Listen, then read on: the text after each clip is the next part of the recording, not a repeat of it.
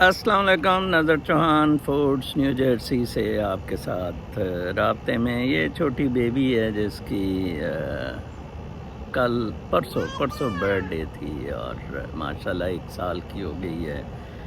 میری نواسی ہے اور میں ان سے بہت سیکھتا ہوں. اس سے بڑا اس کا بھائی ہے یہ، کیونکہ ابھی تک ڈیلٹا تھیٹا ویوز میں ہے، الفا ڈیلٹا تھیٹا ویوز میں 12 سال تک بچے رہتے ہیں. پھر کنڈیشننگ اسکولوں میں جو بھیجتے ہیں ان کو کنڈیشننگ ہوتی ہے، پھر یہ بیٹا پہ چلے جاتے ہیں. بیٹا پہ یہ بڑے خطرناک ہوتے ہیں.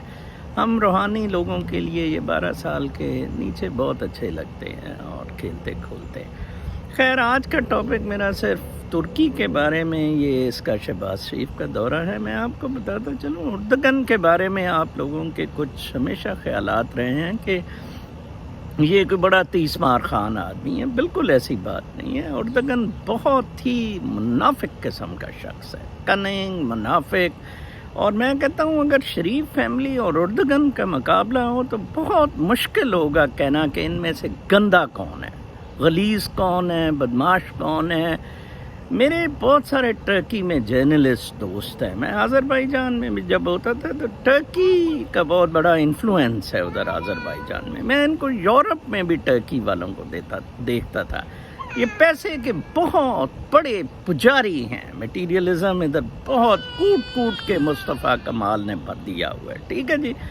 اور یاد رہے یہ استنبول کے میئر سے کوئی 2001 یا 2 کے الیکشن سے رائز کیا تھا، اور اب پچھلے 5 سال سے میئر اس کا مخالف ہے. اس نے بڑی دل کا زور لگایا کہ وہ الیکشن، اس نے کہا جی دھاندلی ہوئی ہے، دوبارہ الیکشن کرائے. پھر اس کا مخالف میئر کا استنبول کا میئر ہے.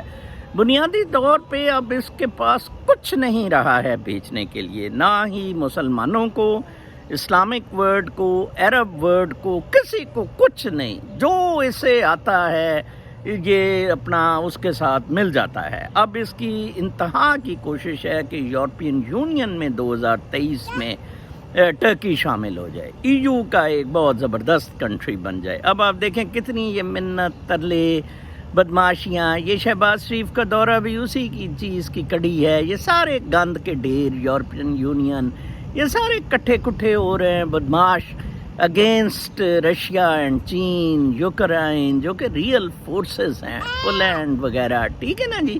یہ بڑے اپنے آپ کو سمجھتے تھے.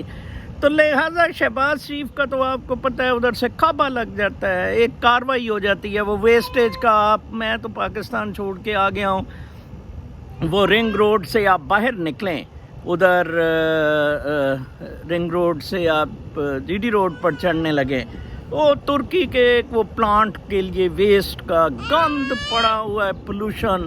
پھر بسیں لے لی تھی اس نے، یہ جو میٹرو لاہور کی تھی، انہوں نے ساری خراب میٹرو کی بسیں اسے دے دی تھی. پھر نہیں، ان کے آپس میں بزنس کانٹریکٹس ہیں ترکی کے، اردگن کے اور شریفز کے، اور international handlers, capitalist democratic liberal world کے جو انٹرنیشنل ہینڈلرز ہیں، ان کے آپس میں رابطے ہیں. یہ بہت بڑے بدماش ہیں. ان میں صرف عمران خان جو ہے اس وقت، یس، وہ ایک انڈیپینڈنٹ اسلامک ورلڈ میں اینٹائی لبرل ڈیموکریٹک کیپٹلسٹ سٹینس لے سکا ہے، اینڈ آئی ایڈمائر ہم. تو یہ باجوہ بھی ٹٹو سا اس کے ساتھ لگا ہوا ہے. باجوے کے خلاف میں پھر آپ کو بتاتا چلوں، سوشل میڈیا کیمپین جب تک جنرل باجوہ کے خلاف تیز نہ کی گئی، کوئی چانس نہیں ہے باجوہ کے اتر. اس کو ذلیل و خوار کیا جائے سوشل میڈیا پہ. یہ بغیرت بدماش جنرل ہے،